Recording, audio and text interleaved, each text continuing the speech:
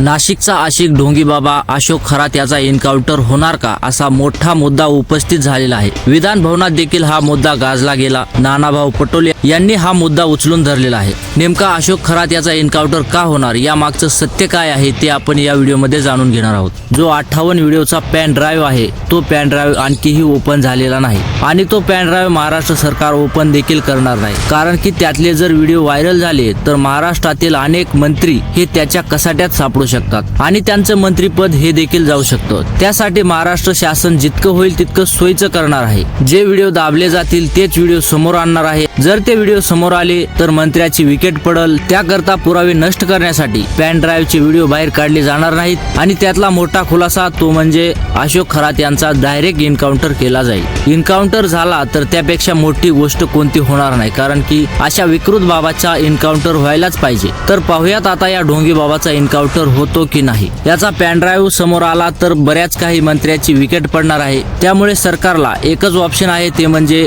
ढोंगी बाबाचा एन्काउंटर करणे आणि सर्व पुरावे नष्ट करणे आणि आपल्या मंत्र्याला साबूत बाहेर काढणे। हा एकच मोठा पर्याय आणि सुरळीत पर्याय आहे। तर महाराष्ट्र शासन हाच पर्याय वापरेल असं प्रत्येक जणाला वाटत आहे। तुम्हाला काय वाटतं, तुमचं मत काय आहे हे आम्हाला कळवायला विसरू नका।